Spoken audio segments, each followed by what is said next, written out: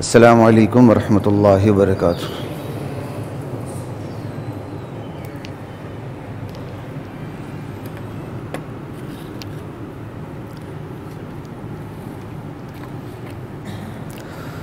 بسم اللہ والحمد للہ والصلاة والسلام علی رسول اللہ، اما بعد فاعوذ باللہ من الشیطان الرجیم، بسم اللہ الرحمن الرحیم۔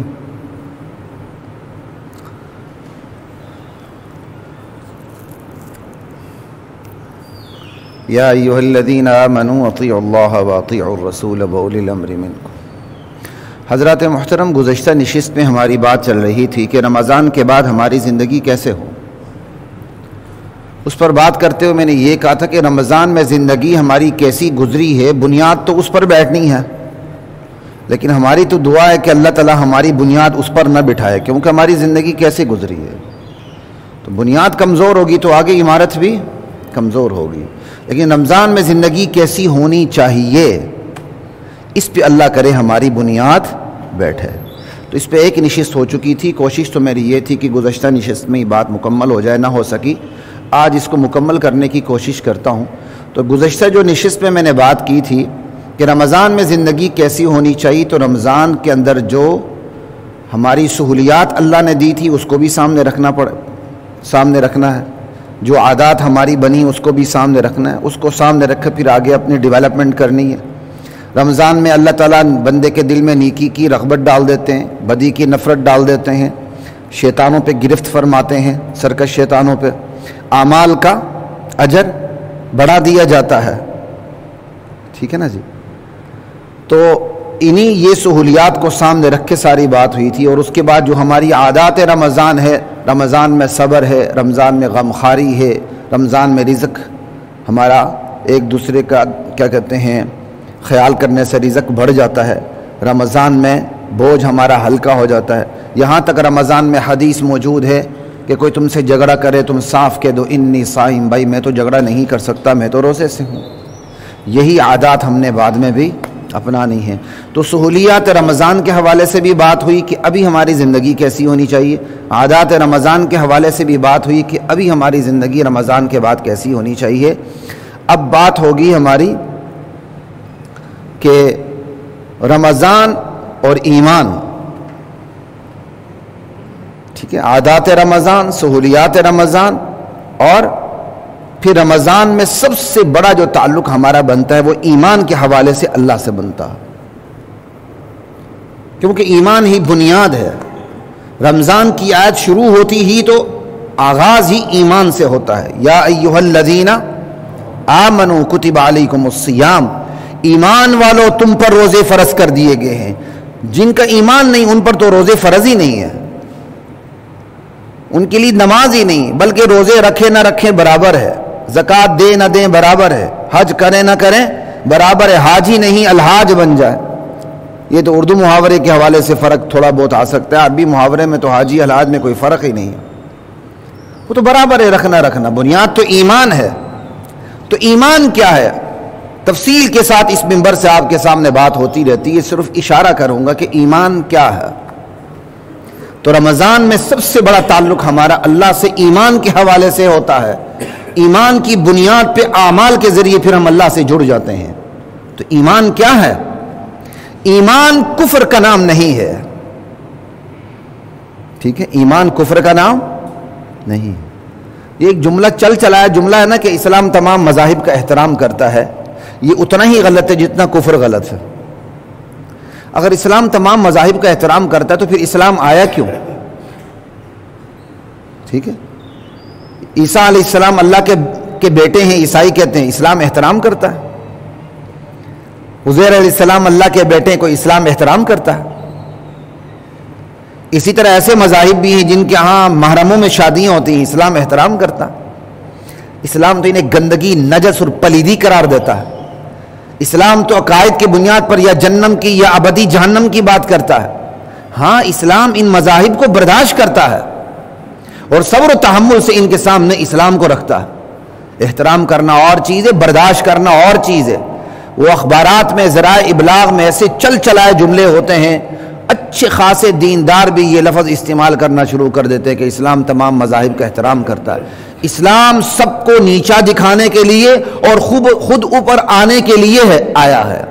هو الذی ارسل رسولہ بالہدی ودین الحق لیظہرہ علی الدین کلہ. وہ اللہ ہے جس نے آپ کو ہدایت دے کے بھیجا، اپنے رسول کو بھیجا. والذی ارسل رسولہ بالہدی، ہدایت دے کر بھیجا، ودین الحق، سچا دین دے کے بھیجا. کیوں؟ سب تمام کے تمام مذاہب اس کے سامنے سر نگو ہو جائیں، سرنڈر ہو جائیں، دب جائیں. لیظہرہ علی الدین کلہ، صرف اسلام اوپر آئے بس. لا الہ الا اللہ. تو اسلام کفر کا نام نہیں ہے، ایمان کفر کا نام نہیں ہے، ایمان نفاق کا نام نہیں ہے، منافقت کا نام نہیں ہے. اندر سے بندہ کافر ہو، کفری عقائد رکھے، شرکی عقائد رکھے، لیبل اسلام کا ایمان کا لگائے، اللہ کے نزدیک وہ مومن نہیں ہے. تو ایمان کفر کا نام نہیں، ایمان منافقت نفاق کا نام نہیں، ایمان نام نہاد مصلحتوں کا نام نہیں ہے. کہ بندہ انڈیا پہنچ جائے تو سیدھے گردوارے پہنچ جائے یا مندر میں پہنچ جائے، یہاں نشان بھی لگا لے، ایسے ایسے کرنے بھی لگ جائے. اسلام نام نہاد مصلحت کا نام نہیں ہے. آپ اسلام آباد میں مندر تعمیر کرنے لگ جائیں، اسلام نام نہاد مصلحتوں کا نام نہیں ہے. اسلام مداہنت کا نام نہیں ہے کہ ایمان کا سودا ہو رہا ہو اور آپ خاموش ہو جائیں اور آپ اپنی معاشی اور مالی اور سرحداتی مجبوریوں کو سامنے رکھ کے ایمان کا سودا کرنے لگ جائیں. ایمان مداہنت کا نام نہیں ہے. ایمان کبھی برداشت نہیں کرتا کہ آپ کے ملک میں دشمن کے اڈے ہوں اور وہ اڈے آپ کا دشمن آپ کے مسلمان بھائی کے خلاف استعمال کرنے کی نیت سے اڈے بنائے.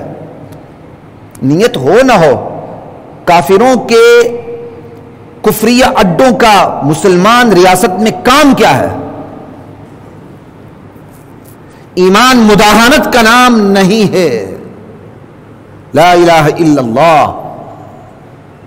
ایمان حبکم للدنیا، کہ بندہ دنیا کی محبت میں اس طرح غرق ہو جائے کہ وہ دنیا کی محبت دین کی آڑے آ جائے، اس کا نام نہیں ہے ایمان. باقی دنیا کی محبت نیچرل ہے، فطرت ہے، اللہ اسے نہیں روکتے. دنیا کی محبت ہے تو آپ نوکری کرتے ہیں، نوکری میں اچھے سے اچھا منصب کی خواہش رکھتے ہیں، اچھے سے اچھے تنخواہ کی خواہش رکھتے ہیں. یہ تو فطرت ہے. ایمان اس سے تو نہیں روکتا آپ کو. ایسی محبت سے تو ایمان روکتا ہی نہیں ہے. دنیا کی محبت، دنیا کی وہ محبت جو دین کے آڑے آ جائے وہ ایمان نہیں ہے. ایمان دنیا کی ایسی محبت کا نام نہیں جو دین کے آڑے آ جائے، دین کے لیے رکاوٹ بن جائے. ایمان خوف کا نام نہیں، ایک نیچرل خوف ہوتا ہے. نبی بھی سانپ سے ڈر جاتا ہے، نبی بھی کتے سے ڈر جاتا ہے. کوئی بڑی بات نہیں، اچانک کتا آ جائے حفاظت نہیں کرے گا. کیا موسیٰ علیہ السلام اپنے ہی پھینکے ہوئے عصا سے جب وہ اژدہا بن گیا ڈر نہیں گئے تھے؟ اللہ نے تسلی نہیں دی تھی؟ لا تخف. موسیٰ گھبرانا نہیں ہے. لا الہ الا اللہ. لا الہ الا اللہ. موسیٰ علیہ السلام ڈر کے بھاگ گئے تھے.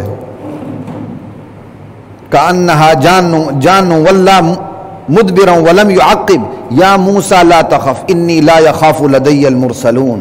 میرے ہاں نبی نہیں ڈرتے. یا موسیٰ اقبل ولا تخف، واپس آؤ، ڈرنا نہیں ہے. یہ جو طبعی خوف ہوتا ہے یہ تو بشری تقاضے ہوتے ہیں، اور نبی بشری تقاضوں سے بالاتر نہیں ہوتا. نبی کے بھی دکھ سے آنسو چھلک پڑتے ہیں، نبی کو بھی خوف لاحق ہو جاتا ہے، لیکن وہ خوف جو دین کے آڑے آ جائے نبی اس سے بالاتر ہوتا ہے. اور ایک بندے مومن کو بھی ایسے خوف سے کیا ہونا چاہیے؟ بالاتر ہونا چاہیے. ایمان اس خوف کا نام نہیں جو خوف دین کے آڑے آ جائے.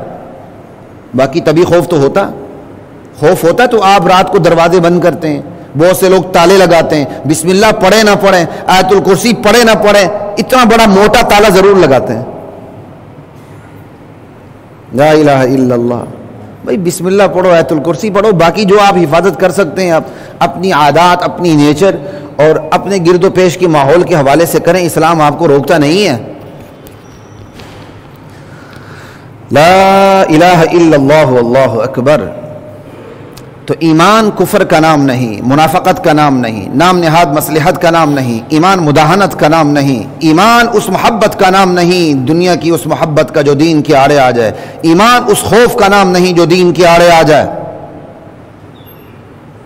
ایمان اسلاف سے بغاوت کا نام نہیں کہ آپ ایمان کا دم بھی بھریں اور وہ جماعت جو سب سے پہلے نبی پر ایمان لا کے تا قیامت معیار ٹھہری آپ اسے کافر قرار دینے لگیں، آپ صحابہ پر پھپتیاں کسیں، آپ صحابہ پر کفر و نفاق کے فتوے لگائیں، آپ ابو بکر کو نعوذ باللہ کافر قرار دیں. ایمان اسلاف سے بغاوت کا نام نہیں ہے، ورنہ ایمان کی چھٹی ہے. تو پھر ایمان ہے کیا؟ ایمان فاصل بین الحق والباطل ہے.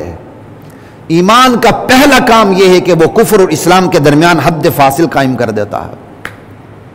وہ ایمان، وہ کسی بندے کا ایمان جو اس کے کفر اور نفاق کے درمیان، کفر اور ایمان کے درمیان حد فاصل قائم نہ کرے، لکیر نہ کھینچے، وہ ایمان ہی نہیں ہے.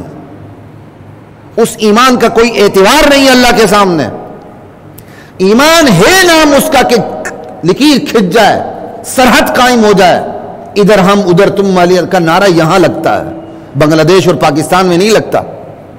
ادھر ہم ادھر تم کا نعرہ یہاں لگتا ہے. ایمان کفر اور اسلام کے درمیان حد فاصل کا نام ہے. آپ کو پتہ ہونا چاہیے آپ مسلمان کیوں ہیں، آپ کافر کیوں نہیں، آپ عیسائی کیوں نہیں، آپ یہودی کیوں نہیں بنے، آپ ایتھیسٹ کیوں نہیں بنے، آپ مجوسی، پارسی اور دنیا کے کسی اور مذہب کو آپ نے اختیار کیوں نہیں کیا، آپ نے محمد الرسول اللہ کے سینے اطہر پر نازل ہونے والے اسلام کو قبول کیوں کیا، آپ کو پتہ ہونا چاہیے. دیگر مذاہب کو قبول کیوں نہیں کیا، آپ کو پتہ ہونا چاہیے. یہ کوئی جواب نہیں میرا ابا مسلمان تھے میں مسلمان ہوں، اگر میں انگلینڈ میں پیدا ہوتا تو میں کرسچن ہوتا. انا للہ و انا الیہ راجعون. انگلینڈ میں پیدا ہونے والا بچہ بھی، مجوسی کی گود میں پیدا ہونے والا بچہ بھی، پارسی کے پیٹ سے جنم لینے والا بچہ بھی مسلمان پیدا ہوتا ہے، فطرت اسلام پہ پیدا ہوتا ہے، فطرت سلیمہ پر پیدا ہوتا ہے. اس کا ماحول اسے یہودی، مجوسی، نصرانی، ایتھیس کچھ اور بنا دیتا ہے. لا الہ الا اللہ. یہ آپ اپنے ماحول میں ذرا بچوں کو دیکھ لیں. جو بچے اپنے ماحول میں ننگا پن دیکھتے ہیں انہیں ننگے پن سے عار ہی محسوس نہیں ہوتا. جو اپنے ماحول کے اندر پورا پردہ دیکھتے ہیں وہاں ذرا بھی ننگا پن، وہ ننگا پن جو یعنی معیوب بھی نہیں ہے. جیسے آپ اپنے کمرے میں ہوتے ہیں اپنی قمیض اتار دیتے ہیں، آپ اپنی بنیان میں ہوتے ہیں، آپ اپنے بیڈ روم میں ہوتے ہیں، یہ معیوب تو نہیں، آپ کا سطر پورا قائم ہے. سمجھ آئی؟ لیکن بچہ وہ بھی دیکھے گا نا تو چیخ پڑے گا، بابا ننگے ہو گئے. کیوں؟ اس نے آپ کو اس حالت میں دیکھا ہی نہیں. اس کی فطرت سلیمہ بول اٹھتی ہے. اس بچے کو کس طرح سکھایا ہے کہ ذرا سا ہوش پکڑنے لگتا ہے وہ اپنے آپ کو ننگا ہونا پسند ہی نہیں کرتا. وہ رونے لگتا ہے میں نے اکیلے نہانا ہے، ماں مجھے نہ نہلائے، بہن مجھے نہ نہلائے. اگر اس کو کسی گھر کے فرد کے ذریعے عادت پڑی ہوئی ہے کہ وہی اسے واش روم لے جاتے ہیں، اس کے علاوہ کوئی ہاتھ لگائے بچہ برداشت ہی نہیں کرتا. یہ فطرت ہے جو مسخ نہیں ہوئی، سلیمہ ہے. لیکن جب فطرت مسخ ہو جاتی ہے تو پھر بچوں کی بھی مسخ ہو جاتی ہے، پھر انہیں کوئی بھی احساس نہیں ہوتا. 3 سال کا بچہ ہوتا نہیں ڈانس کرنے لگتا ہے، ڈرائنگ روم کی ٹیبل پر ڈانس کرتا ہے اور ماں باپ آنے والے مہمانوں کو بڑے فخر سے دکھاتے ہیں بچہ ڈانس کرو. اور وہ بچہ ڈانس کرتا ہے، علاقائی ڈانس کرتا ہے تو باقاعدہ اس کی ویڈیو بنا کے نشر کرتے ہیں. میں نے اپنے علاقے کے ایک بچے کی ویڈیو دیکھی. اب چونکہ یہ دجالی میڈیا تو ہر جگہ ہے نا. چھوٹا سا بچہ ہے وہ علاقائی رقص کر رہا ہے، چھوٹا سا بچہ ہے، اور اس کی یہاں والی ویڈیو بنا کے نشر کی ہوئی ہے. لوگ بڑے خوش ہو کے دیکھیں گے. انا للہ و انا الیہ راجعون. کتنی ویڈیوز ہیں کہ میرا بچہ 3 سال کا نہیں بسم اللہ پڑھ رہا ہے، اعوذ باللہ پڑھ رہا ہے، قل اعوذ برب الفلق پڑھ رہا ہے، لا الہ الا اللہ محمد رسول اللہ پڑھ رہا ہے. کتنے ہیں؟ لا الہ الا اللہ. بس یہ اولاد ماں باپ کے لیے یا صدقہ جاری ہے یا عذاب جاری ہے. یاد رکھیں، پلے باندھ لیں، میری اور آپ کی اولاد میرے اور آپ کے لیے صدقہ جاریہ ہے یا عذاب جاری ہے. ایک ضرور ہے، غلط طریقے سے محنت کریں گے ہم قبر میں پہنچ جائیں گے. وہ عیاشی کریں گے ہماری دولت کے اوپر، ہمارے کمائے ہوئے مال کے اوپر، چاہے وہ حلال ہی کیوں نہ ہو، چونکہ ہم نے تربیت اس کی غلط کی ہے، ہمیں عذاب ملتا رہے گا. اگر ہم نے ان کی صحیح تربیت کی ہے، بھلے وہ صحیح تربیت قبول نہ کرے، پھر ہم بچ گئے ہیں. لیکن صحیح تربیت یہ نہیں ہوتا ایک آدھ دفعہ کہہ دینے سے صحیح تربیت ہو گئی. وہ ایک الگ موضوع ہے، میں آپ کے سامنے بات کرتا رہا ہوں. ایمان کفر اور اسلام کے درمیان حد فاصل کا نام ہے. آپ کو پتا ہونا چاہیے ایمان کیا ہے، آپ کے بچوں کو پتا ہونا چاہیے ایمان کیا ہے کیا نہیں ہے. انبیاء اور آسمانی کتابوں کے نزول کا اولین مقصد کفر اور اسلام کے درمیان حد فاصل قائم کرنا ہے. باقی ساری باتیں بات کی ہیں. حج بات کا ہے، نماز بات کی بات ہے، روزہ زکوٰۃ، یہ سب بات کی چیزیں ہیں. پہلی چیز یہ ہے ایمان کیا ہے، کفر کیا ہے، منافقت کیا ہے. یہ آپ کو پتا ہونا چاہیے، آپ کے بیوی بچوں کو پتا ہونا چاہیے. نہیں پتا تو آپ جس کے ذمہ دار ہیں اس کیا کہتے ہیں اس حوالے سے، دینی حوالے سے بھی آپ اس کے ذمہ دار ہیں کہ آپ نے بتایا کیوں نہیں، آپ نے محنت کیوں نہیں کی، آپ نے کنوینس کیوں نہیں کیا، آپ نے تبلیغ کیوں نہیں کی. آج بچہ مقابلے کے امتحان پاس کر لیتا ہے اور ہم بڑی بڑی باتیں کرتے ہیں، لیکن اسی بچے کو دعائے قنوت تک نہیں آتی. یہ تو خالی زبانی باتیں ہیں، لیکن اس سے بھی بڑی بات یہ کہ اس کو اسلام کا پتہ ہی نہیں ہے. اسلام ہے کیا؟ اس نے نام نہاد اس انسانیت کا نام اسلام بنا کے رکھا ہوا ہے. وہ گوگل پہ کلک کرتا ہے ہیومینٹی کے اوپر، جو انسانیت میں چیز آتی ہے وہ کہتا نہیں انسانیت، سب سے بڑا مذہب انسانیت ہے. انا للہ و انا الیہ راجعون. انسانوں کو کہا گیا ہے بندے بنو. سب سے بڑی بات عبدیت ہے، انسانیت نہیں ہے. یا ایھا الناس، اے انسانوں، اعبدوا ربکم، بندے بنو. انسانیت کو کہا گیا ہے کہ عبدیت پر اترو. وہ انسانیت جو عبدیت پر نہیں اترتی، اللہ کی نظر میں وہ جانور ہیں، ڈنگر ہیں، بلکہ ان سے بھی بدتر ہیں. لہم قلوب لا یفقہون بہا ولہم اعین لا یبصرون بہا ولہم آذان لا یسمعون بہا اولئک کالانعام. ان کے دل ہیں سوچتے نہیں، ان کی آنکھیں ہیں حق کو دیکھتی نہیں، ان کے کان ہیں حق کو سنتے نہیں. اولئک کالانعام، یہ چوپایوں کی طرح ہیں. بل ہم اضل، یہ بلکہ ڈنگروں سے بھی گئے گزرے ہیں. ڈنگر بھی 2 دن مالک کا چارہ کھا لیتا ہے، اس کو اپنے مالک کا پتہ چل جاتا ہے یہ مالک ہے. اس کو مالک کی عادات کا بھی پتہ چل جاتا ہے، مالک کے اشارات کا بھی پتہ چل جاتا ہے. ان عادات اور اشارات کو سامنے رکھتے ہوئے مالک کے سامنے پوچھل ہلاتا ہے. لیکن یہ انسان، اس کو اللہ نے اشرف المخلوقات کا درجہ دیا، اتنا بڑا شعور، ادراک، قوت فیصلہ، قوت تمیز عطا کی. لیکن جب ان قوتوں سے کام نہیں لیتا، اللہ کہتا ہے یہ میرے بندے ڈنگروں سے بھی بدتر ہیں، کیونکہ نام نہاد انسانیت ہے لیکن عبدیت پر نہیں ہے. اللہ نے انسان کو پیدا کر کے اسلام قبول کرنے کا حکم دے رکھا ہے. ہاں اختیار دے رکھا ہے، اختیار اس لیے تاکہ آزمائش ہو. وگرنہ اللہ کہتے ہیں وَلَوْ شَاءَ اللَّهُ لَهَدَاكُمْ أَجْمَعِينَ، اللہ چاہتا تم سب کو جبری طور پر ہدایت دیتا، تم میں سے ایک بھی کافر نہ ہوتا، سب حاجی، نمازی، پرہیزگار، روزہ دار ہوتے. ایسا نہیں کیا، آزمائش دی. تو ایمان کفر اور اسلام کے درمیان حد فاصل کا نام ہے. اگر ان حد فاصل کا پتہ نہیں، سرحدات کا پتہ نہیں، پھر ایمان نہیں ہے. انبیاء اور آسمانی کتابوں کا مقصد صرف یہ نہیں تھا کہ آپ بھوکوں کو کھانا کھلائیں، ننگوں کو کپڑے پہنائیں، یتیم بچے کے سر پر ہاتھ رکھیں. یہ کام پہلے بھی ہوتے تھے، اب بھی ہوں گے، آئندہ بھی ہوں گے. یہ کام کافر بھی کریں گے، اور ان کاموں کو میں ڈیگریڈ نہیں کر رہا، بہت اچھی بات ہے. لیکن ان تمام کاموں کا وزن اس وقت ہے جب ایمان ہے. ایمان نہیں، ان تمام کاموں کا کوئی وزن نہیں. اللہ ان کا بدلہ دنیا میں عطا کر کے فارغ کر دیتے ہیں. آخرت میں ان تمام نیک اعمال کو اللہ اڑتی ہوئی خاک کر دیتے ہیں. وَقَدِمْنَا إِلَى مَا عَمِلُوا مِنْ عَمَلٍ فَجَعَلْنَاهُ هَبَاءً مَنْثُورًا. قیامت کا دن ہوگا، ہم ان نیک اعمال کو پہنچیں گے ان لوگوں کے جن کی بنیادوں میں ایمان نہیں تھا، ان کے تمام نیک اعمال کو ہم اڑتی ہوئی خاک کر دیں گے۔ لا الہ الا اللہ اللہ اکبر۔ ایمان اتنی قیمتی ترین چیز ہے، ایمان کی بنیاد پر قیامت پہ ترازو قائم ہوگا، ترازو قائم مسلمانوں کے لیے ہوگا۔ لا الہ الا اللہ۔ جس کا ایمان ہی نہیں اس کے لیے ترازو کیا ہے؟ اللہ اکبر۔ تو آسمانی کتابوں اور انبیاء کے نزول کا اولین مقصد بھی ایمان اور کفر کے درمیان حد فاصل قائم کرنا، آپ کو پتا ہو۔ لا الہ الا اللہ اللہ اکبر۔ ایمان الولا کا نام ہے، الحب للہ۔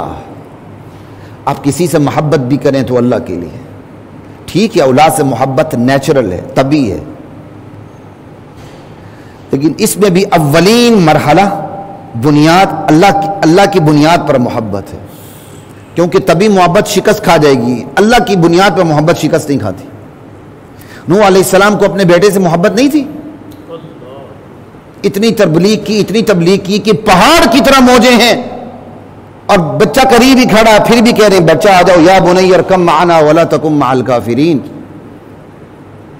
جب تک موج نے غرق نہیں کیا نوح علیہ السلام اپنا فریضہ ادا کرتے رہے۔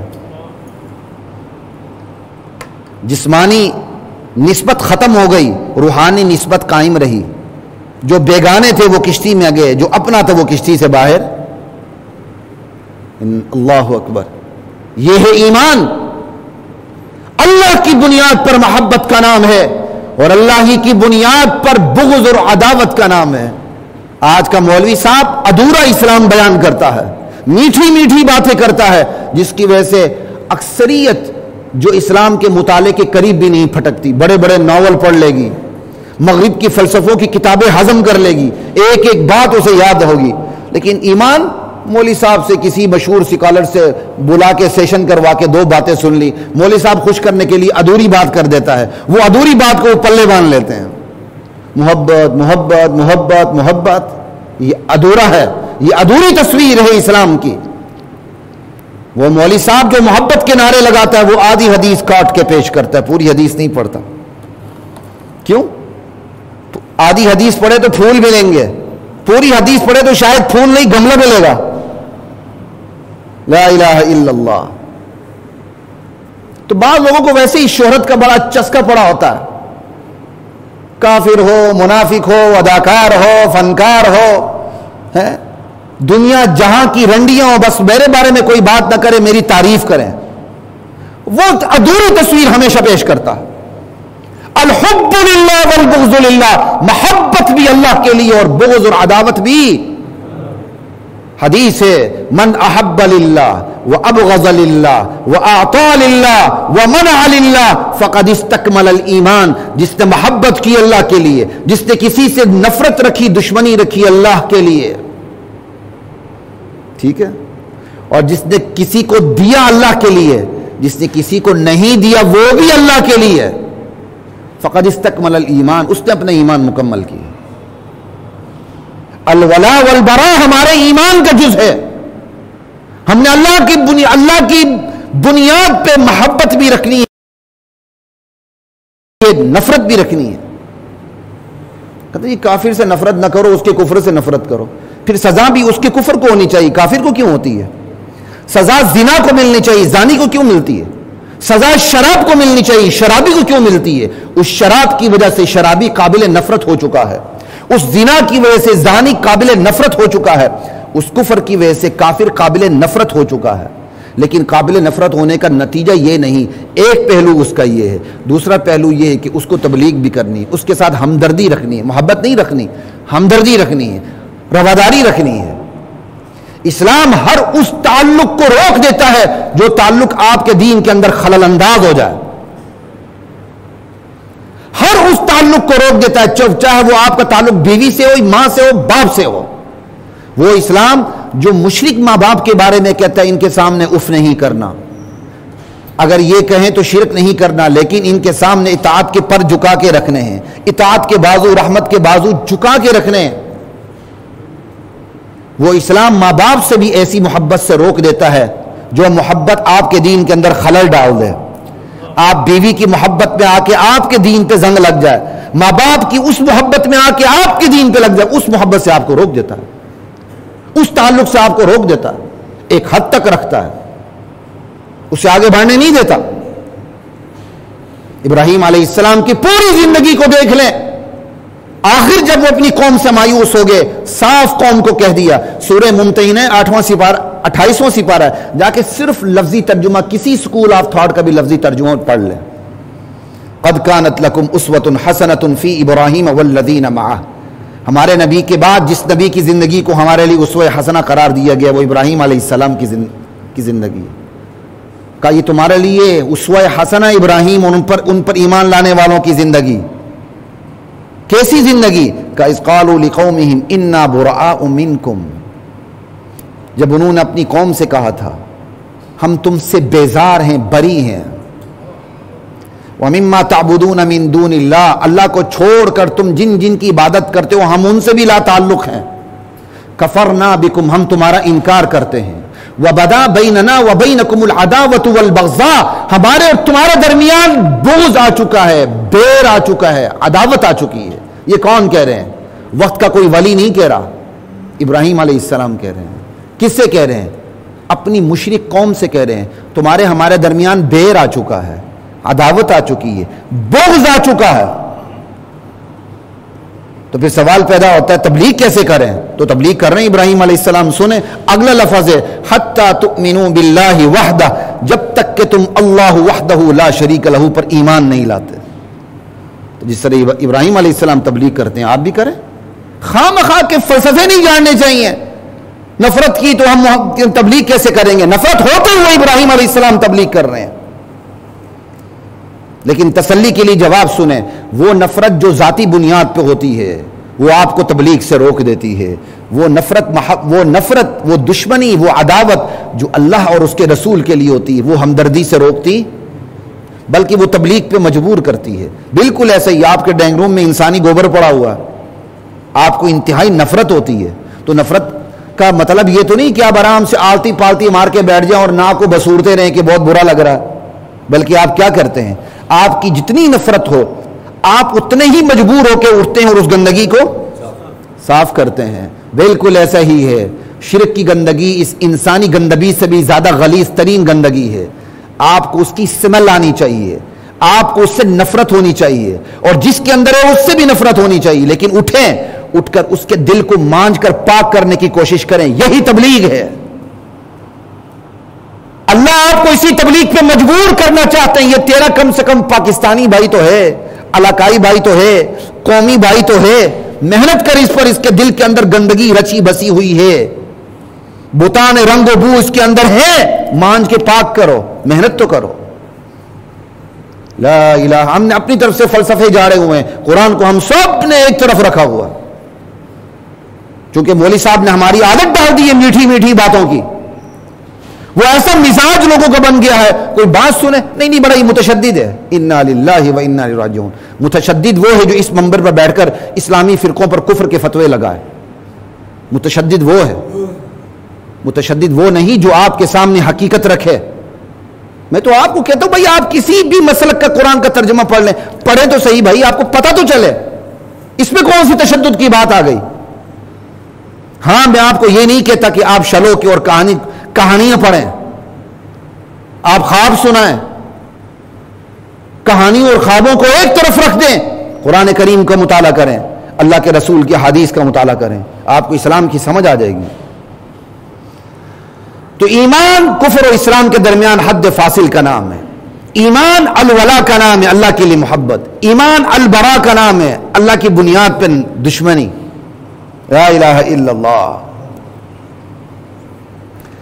ایمان اپنی جان اور اپنے مال کو اللہ کے لیے کھپانے کا نام ہے۔ ان اللہ اشتری من المؤمنین انفسهم واموالهم بان لهم الجنہ، اللہ نے ایمان والوں سے ان کے مال کو بھی خرید لیا، ان کی جان کو بھی خرید لیا جنت کے بدلے میں۔ اس پر آپ کسی وقت میں اس پر بیان کر چکا ہوں، التائبون العابدون الحامدون السائحون الراکعون، یہ ہم نے اللہ سے کانٹیکٹ کیا ہوا ہے۔ یہ اسلام کوئی نرا عقیدہ نہیں ہے، اسلام ایک کانٹریکٹ کا نام ہے جو ہم نے اللہ سے کر لیا ہے۔ اللہ نے بدلے میں جنت اور اپنی رضا کا وعدہ ہمارے ساتھ کر لیا ہے. یہ وعدہ تورات میں بھی ہے، انجیل میں بھی ہے. وعدن علیہ حقا فی التوراۃ والانجیل والقرآن. تورات میں، انجیل میں، قرآن میں، سب میں وعدے ہیں. تو ایمان اللہ کے لیے مال جان کھپانے کا نام ہے. ایمان اللہ اور اس کے رسول کے ساتھ اپنی اولاد سے زیادہ محبت کرنے کا نام ہے. قل ان كان آباؤكم وابناؤكم واخوانكم وازواجكم وعشيرتكم واموال اقترفتموها وتجارة تخشون كسادها ومساكن ترضونها احب اليكم من الله ورسوله وجهاد في سبيله فتربصوا حتى يأتي الله بأمره.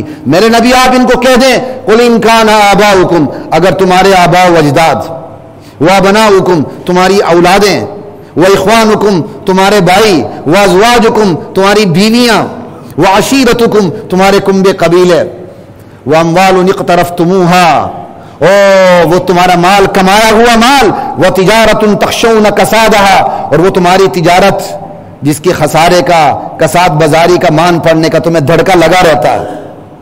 احب الیکم من اللہ ومساکن ترضونها تمہارے بڑی بڑی حویلیاں اور گھر اور محلات، احب الیکم من اللہ ورسولہ اللہ اور اس کے رسول سے زیادہ تمہارے لیے عزیز ہیں، تو پھر اللہ کے عذاب کا انتظار کرو. ایمان اللہ اور اس کے رسول سے، اپنی جان سے، اپنی مال سے، اپنی اولاد سے زیادہ محبت کرنے کا نام ہے. لا الہ الا اللہ. ایمان مجمل ہے، مفصل ہے. آمنت باللہ کما ہوا باسمائہ وصفاتہ، اللہ کی جیسی صفات ہیں ہم ایمان لا چکے ہیں. وقبلت جمیع احکامی، ہم اللہ کے تمام احکام کو قبول کر چکے ہیں. یہ نہیں یہ حکم تو میرے مفاد کے مطابق ہے لہذا ٹھیک ہے. چونکہ یہ حکم ہمارے مفاد کے مطابق نہیں ہے، گراؤنڈ ریالٹی کے خلاف ہے، ہمارے ریاست کے رواج کے خلاف ہے، ذرا اس حکم کو باہر کرو، سود کو حلال کر دو، مقتول کے وارثوں کو، قاتل کو معاف کرنے کے اختیار صدر مملکت کو دے دو، اور بہت سی کام کرو، پوری معیشت سود پہ کھڑی کر دو، مجبوریاں ظاہر کر دو، کچھ مانو کچھ نہ مانو. افتؤمنون ببعض الکتاب وتکفرون ببعض، یہ اللہ نے بنی اسرائیل کی بنیادی بیماری بیان کی ہے. ارے کم بختو، کتاب کے کچھ احکام پہ عمل کرتے ہو، ایمان لاتے ہو، کچھ پہ نہیں کرتے ہو، شرم نہیں آتی تمہیں؟ یہی حالت، یہی بیماری آج مسلمانوں کی ہے. جو حکم اچھا لگتا ہے قانون بنا لیتے ہیں، جو حکم اچھا نہیں لگتا اسے باہر کر دیتے ہیں. لا الہ الا اللہ. ایمان تمام احکام کو ماننے کا نام ہے. یہ نہیں کہ آپ فرق کریں، اس کو کریں اس کو نہ کریں. آمنت باللہ وملائکتہ وکتبہ ورسلہ والیوم الآخر والقدر خیرہ وشرہ. اللہ اکبر. من اللہ تعالی والبعث بعد الموت. ایمان کس کا نام ہے؟ اللہ پہ ایمان، فرشتوں پر ایمان، انبیاء پہ ایمان، آسمانی کتابوں پر ایمان، تقدیر کے خیر و شر پہ ایمان، مرنے کے بعد جی اٹھنے پہ ایمان، مکافات عمل پر ایمان، سزا اور جزا کے دن پر ایمان. یہ ایمان ہے. لا الہ الا اللہ. ایمان کیا ہے؟ قد افلح المؤمنون. ایمان کامیابی کا معیار ہے.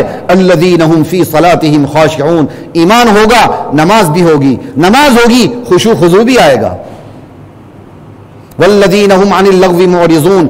ایمان ہوگا تو پھر بندہ بیکار کاموں سے بچے گا بھی.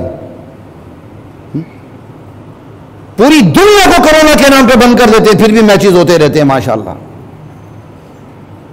ملک کے اونچی کلاس کو، نیچی کلاس کو، سب کو بند. کیوں؟ کچھ ان پڑھ لڑکے جنہوں نے اپنی پوری زندگی سکول اور کالج سے باہر دوڑ کے کھیل کے ایک ٹوپی پہن لی، گرین کیپ پہن لی، بس ان کے میچ ہو رہے ہیں. انا للہ و انا الیہ راجعون. یہودیوں نے ہمیں اچھے کام پہ لگا دیا ہے. ایمان ہوگا بیکار کاموں سے آپ بچیں گے. والذین هم عن اللغو معرضون والذین هم للزکاة فاعلون. ایمان ہوگا آپ پاکی کا کام کریں گے، مال کو بھی پاک کریں گے، اپنے نفس کو بھی پاک کریں گے، گرد و پیش کے ماحول کو بھی پاک کرنے کی کوشش کریں گے. والذین هم للزکاة فاعلون والذین هم لفروجهم حافظون. ایمان ہوگا شرمگاہوں کی حفاظت ہوگی.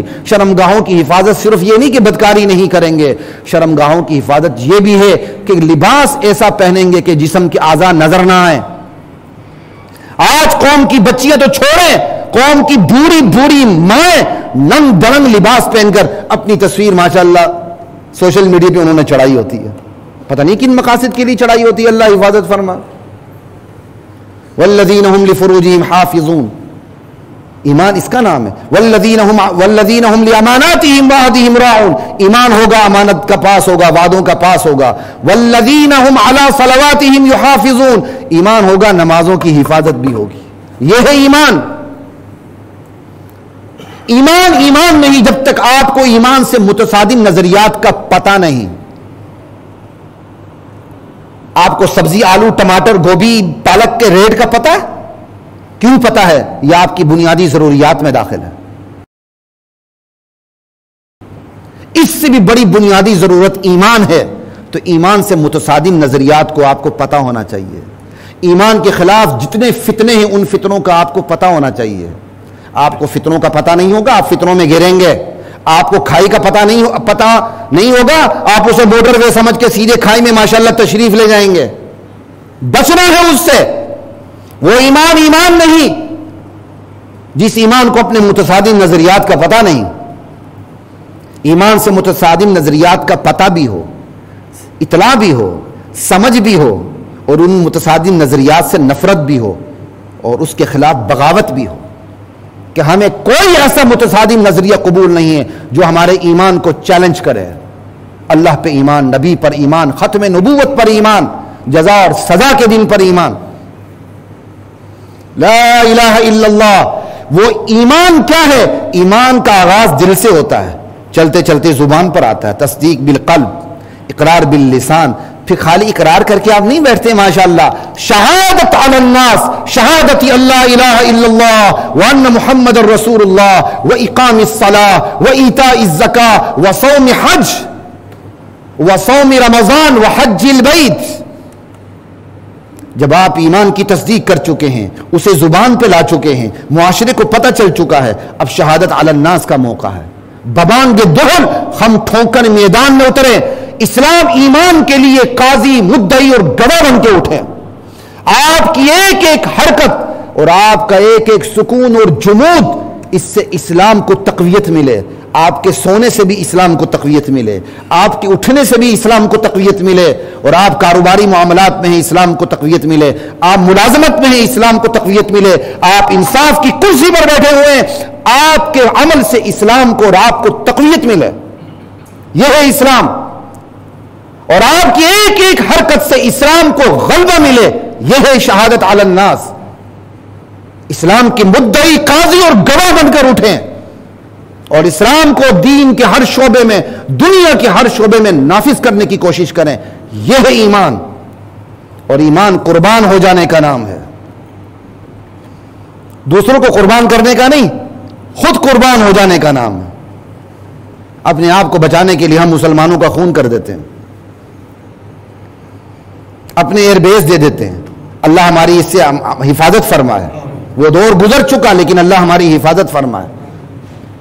لا الہ الا اللہ. بھائیوں کا خون کر کے اپنے آپ کو بچانا یہ ایمان نہیں ہے. ایمان قربان ہو جانے کا نام ہے. بدا الاسلام غریبا وسيعود غریبا کما بدا فطوبى للغرباء. اسلام آیا تو اجنبی تھا, ان قریب اسلام پھر سے اجنبی ہو جائے گا. اجنبی اسلام سے چمٹ کر اجنبی بننے والوں کے لیے میری طرف سے خوشخبری ہو. یہ اللہ کے نبی کا فرمان ہے. فطوبى للغرباء. اجنبی اسلام سے چمٹ کے اجنبی بن جانے والوں کے لیے خوشخبری ہے. یہ ہے ایمان. ایمان عمل کا نام ہے. ہم نے روزے رکھے ہیں رمضان میں, اب نفلی روزے ہیں. مہینے میں کوئی بھی 3 دن سے روزے رکھیں, کوئی 3 دن روزے رکھ لیں, وہ بھی ٹھیک ہے, اس میں بڑی وسعت ہے. لیکن اگر آپ 13ویں 14ویں اور 15ویں چاند, چاند کے 13 14 15 یہ زیادہ مستحب ہے. پیر اور جمعرات کا روزہ زیادہ بہتر ہے. آپ سے پوچھا گیا نبی علیہ السلام سے, آپ پیر کے دن روزہ رکھتے ہیں؟ آپ نے کہا کہ فیہ ولدت وفیہ انزل علیہ, اسی دن میں پیدا ہوا تھا, اسی دن مجھ پر وحی اتری تھی. آپ شکرانے کے طور پر پیر کو روزہ رکھا کرتے تھے. آپ جمعرات کو بھی روزہ رکھتے تھے. تو اس لیے رمضان میں روزے رکھیں, رمضان کے بعد زندگی کیا ہے, نفلی روزے رکھیں. کوشش کریں. ویسے آپ کو سیدھی بات بتا دوں, فرض روزہ آسان ہے, نفلی مشکل ہے. فرض روزے میں ماحول بنا ہوتا ہے, نفل میں ماحول سب کھارے ہوتے ہیں, آپ کہتے ہیں میں روزے سے ہوں. یہ بڑا دل گردے کا کام ہے. اللہ مجھے بھی توفیق دے, آپ کو بھی توفیق دے. تو رمضان میں فرض روزے, اب نفلی روزے.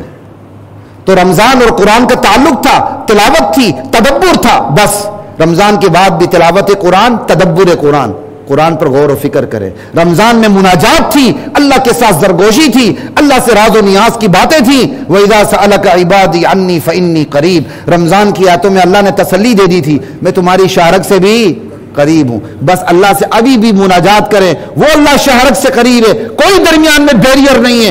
براہ راست اللہ کو اس کی صفات کا حوالہ دے کے اللہ کو پکارے. نبی علیہ السلام پر درود پڑھ کے اللہ کے ساتھ اپنی مناجات شروع کریں.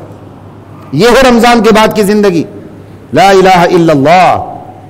اور پھر سب سے بڑھ کر رمضان کی آیات میں کیا تھا, حلال چیزوں سے بچا کے روزہ رکھوایا گیا تھا. حرام چیزوں کا روزہ تو پوری زندگی کا بھائی, حلال چیزوں سے رکوا کے روزہ رکھوایا گیا تھا. کھانا نہیں, حلال کھانا نہیں, حلال پینا نہیں, اور حلال جنسی خواہش پوری, حرام تو رمضان کے علاوہ بھی منع ہے. حلال چیزیں سے روک کے روزہ رکھوایا گیا. جیسے ہی رمضان کی آیات ختم ہوئی, اگلی آیت دیکھ لیں جا کے سورہ بقرہ کے اندر, کہا وَلَا تَأْكُلُوا أَمْوَالَكُمْ بَيْنَكُمْ بِالْبَاطِلِ.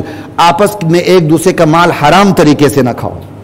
مہان آیت, کیا مطلب, حلال چیزوں سے روک کے تربیت کر دی گئی, اب حرام سے بھی رکنا ہے. جو حلال سے رکے گا اللہ کے حکم پہ, وہ حرام سے رکے گا ہی رکے گا. تو رمضان کا نچوڑ کیا ہے, رمضان کے بعد زندگی کیسی ہو, حرام سے بچے.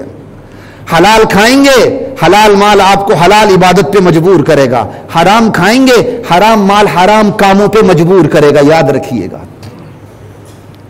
اور آخری ایک دو باتیں سن لیجیے گا. وَلَا تَكُونُوا كَالَّتِي نَقَضَتْ غَزْلَهَا مِن بَعْدِ قُوَّةٍ أَنْكَاسًا. اس عورت کی طرح نہیں ہونا جو سود کاٹتی ہے صبح سے شام تک. سود کاٹنا کیا ہوتا, بکھرے ہوئے ریشوں کو جمع کرنا, دھاگا بنانا, پھر دھاگے سے کتنی کرامت چیزیں بنتی, پوری ٹیکسٹائل انڈسٹری کھڑی ہے اس کے اوپر, ٹھیک ہے. لیکن اس کا آغاز کہاں سے ہوتا ہے, بکھرے ہوئے ریشوں کو جمع کرنا. اللہ تعالیٰ نے مثال دی سورہ نحل میں, آیت نمبر 92 ہے, جا کے پڑھیے. لا الہ الا اللہ. اس عورت کی طرح نہ ہونا جو صبح سے شام تک سود کاٹتی ہے, اور بڑا مضبوط کاٹتی. یہ نہیں کہ اس نے کمزور کاٹا تو توڑے پھر بنایا, کہا من بعد قوت, بڑا مضبوط کاٹا ہے. صبح سے شام تک سود کاٹتی ہے, بکھرے ہوئے ریشوں کو جمع کرتی ہے, بڑی محنت کرتی ہے. جب سود کاٹ کے دھاگا مضبوط تیار ہوتا ہے, توڑ تاڑ کے پھینک دیتی ہے. بس رمضان میں جو تھوڑی بہت محنتیں کی, رمضان کے بعد توڑ تاڑ کے پھینکنا نہیں ہے, وہ کاٹے ہوئے سود کی حفاظت کرنی ہے. سمجھ آئی, وہ بکھرے ہوئے ریشے جمع ہوتے ہیں, کارآمد چیزیں بنیں گی. پر رمضان میں جو ٹوٹی پھوٹی عبادات کی ان کو جمع کر کے رکھیں, انہیں کاٹے نہ, کینچی نہ لگائیں, انہی سے آگے کارآمد چیزیں بناتے چلے جائیں. اور ایک اد بات اور یاد رکھیں, اللہ سے تعلق کا صلح کا دروازہ ہر وقت کھلا رکھیں, بھلے جتنے مرضی گناہ ہو جائیں. حکایات میں ہے, ایک شخص آیا, اس نے رہزن تھا, ڈکیتیاں مارتا تھا, سرعام لوگوں کو لوٹتا تھا, کمی بیشی معاف, اس قسم کی حکایت ہے. بندے نے اس کو نماز میں دیکھ لیا, اسے علیحدہ کر کے پکڑ لیا, کہا حاجی صاحب, نمازی صاحب, ادھر تم قافلوں کو لوٹتے ہو اور جب تم نماز کے اندر تم مسجد میں آ چکے ہو. کہتا یار بات یہ ہے, میں اللہ کے ساتھ تمام دروازے بند کرنا نہیں چاہتا, کوئی نہ کوئی دروازہ میں اللہ کے ساتھ کھلا رکھنا چاہتا ہوں. بس بعد میں دیکھا گیا وہ بہت بڑا اللہ کا ولی بن گیا. اللہ سے صلح کا تعلق کا دروازہ کھلا رکھیں, بھلے جتنے مرضی گناہ ہو, کوئی نہ کوئی کام کرتے رہیں, انشاءاللہ مانتے رہیں, اللہ تعالیٰ تمام گناہوں سے نجات عطا فرمائیں گے. اور آخری بات, گوبر کا کیڑا مت بنے. گوبر کا کیڑا دیہاتیوں کو زیادہ پتا ہے, کہتے ہیں گوبر کا کیڑا ہوتا ہے جس کو گائے بھینس کا گوبر بڑا پسند ہوتا ہے, وہ صبح نکلتا ہے, نکل کے گوبر کے پیچھے جاتا ہے, اس کو اس کی سمیل بڑی اچھی لگتی ہے, اور وہ ذرہ ذرہ کھٹا کر کے اس کا گولا بناتا ہے. جب شام ہوتی تو اس گولے کو دکا دیتے دیتے, ویسے جغرافک چینل پہ میں نے دیکھا بھی ہے اس کو, وہ دکا دیتے دیتے دیتے وہ اپنے بل تک لے آتا ہے. جب بل تک لے آتا ہے تو وہاں پریشان ہو جاتا ہے, کیوں, بل کا سوراخ چھوٹا اور گولا بڑا, تو پھر جو پوری دن کی محنت ہوتی ہے وہ باہر چھوڑ کے اندر گھس جاتا ہے. بس گوبر کا کیڑا نہ بنے. اللہ میرے اور آپ کی حفاظت فرمائے. ہم پوری زندگی محنت کرتے رہیں, ادھر سب کچھ دنیا کھٹی کرتے رہیں, جب قبر کا موقع ہے تو سب کچھ باہر چھوڑ کے اندر تشریف لے جائیں. وآخر دعوانا الحمدللہ.